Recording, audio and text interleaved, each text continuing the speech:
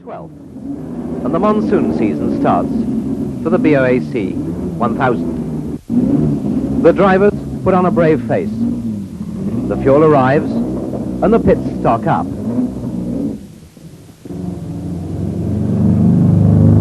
The cars and supplies join the circuit.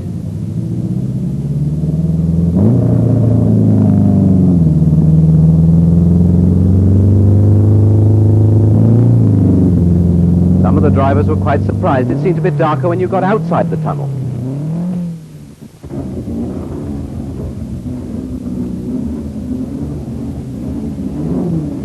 Chief Observer Bill Webley briefs the observers, while Chief Flag Marshal Monty Tyrrell has a final word with his boys. Chief Marshal Eddie Goodman doesn't seem to get wet. He must have found a dry job. The cars form up on the grid for the noon start, with 2 Ferraris and 1 Porsche in the front row for the 3rd round of the 1970 World Sports Car Championship. Pedro Rodriguez adjusts his visor, and Piers Courage tries to keep dry in the Alpha. And the Atwood Herman Porsche 917 has a top-up. Herbert Muller ponders in the Filippinetti Ferrari 512S.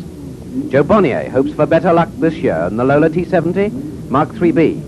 Siffert arrives to drive the other John Wyer Porsche 917, and the Martini Porsche team make it a party. The big question is tyres, and the Ferrari team changed their wet ones for wetter. Jackie X tries to demist his screen, and Nick sends them off to try the circuit in the wet.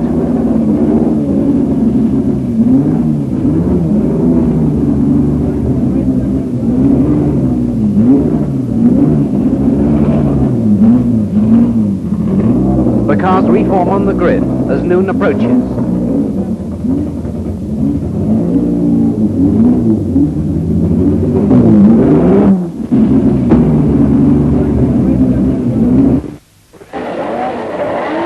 And Greville Smith drops the flag, and the BOAC 1000 regatta is on.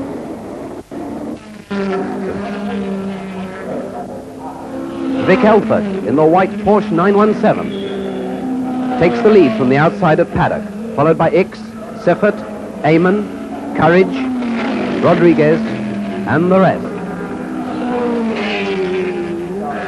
Nobody's quite sure whether the lights are on to see or just as a reminder.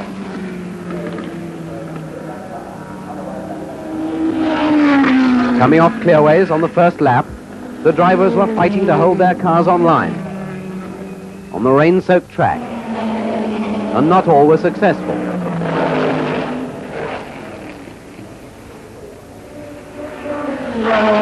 Barry Smith in the Sid Taylor Lola crashes, and the car disintegrates in front of the press box. The driver is unhurt, and the marshals make a quick rescue. This is the moment when good marshalling really tells. It prevents an accident becoming a tragedy. The race is slowed while the debris is cleared, and Nick, the governor, waves the yellow flag. The flying Rodriguez does not see the flag, and he is duly called in and reprimanded.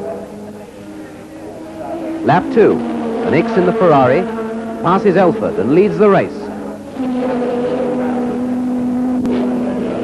This causes a certain amount of excitement amongst the Italian camp.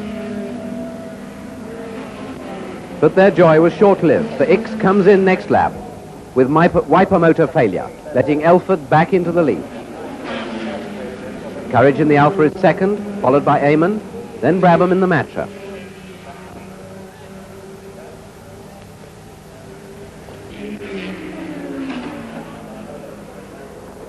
At Clearways, Courage starts a high-speed reversal down the straight, which ends in the Armco barrier near the start line. The conditions are hardly ideal for cars capable of 200 miles an hour and more. Eamon, now second, chases Elford, followed by Rodriguez, Brabham, and the rest, streaming up to Druitt. But once again, trouble stalks the red cars, and Eamon is delayed with waterlogged electrics and a flat tire. Elford is back in the lead, but now is harried by Rodriguez. in the John Wyer Porsche.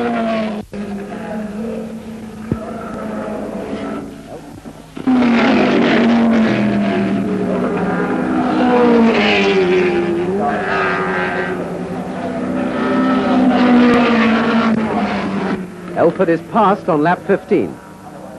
Rodriguez leads the race.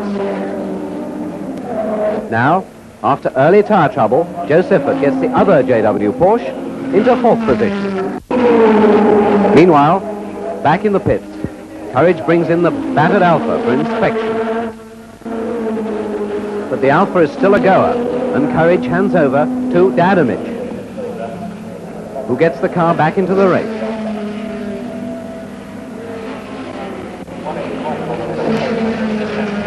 Eamon works through the field to get the Ferrari back among the leaders.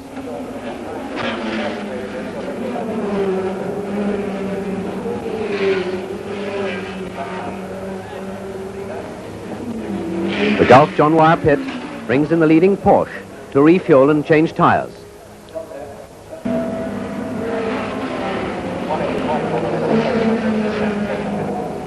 This Porsche pit shows particularly good pit work. Kinnunen wants to go, but Pedro gets back in. And he's away, still in the lead. And still it rains. Where's my teammate? Says Jack. There he is, Cobber, having a burn up at South Bank. And indeed he was, but no harm was done to the driver. Surprisingly enough, they managed to put a new flint in and went on to continue the race. The Ferrari pit brings in the X Oliver car to refuel and change tyres.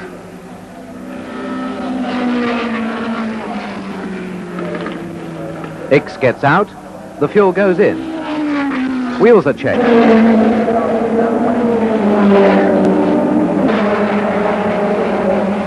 But it's not as quick as the JW Porsches were. Oliver refueled. X gets back in, and he's back in the race. Just trimming a marshal.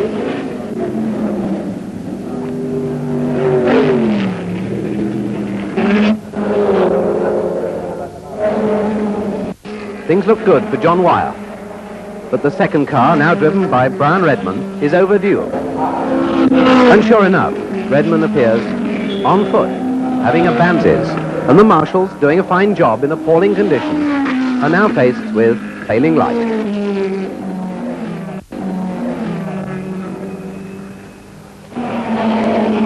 The JW Porsche has an unassailable lead, with the Elford Hulme 917 in second place, followed by the Atwood Herman 917.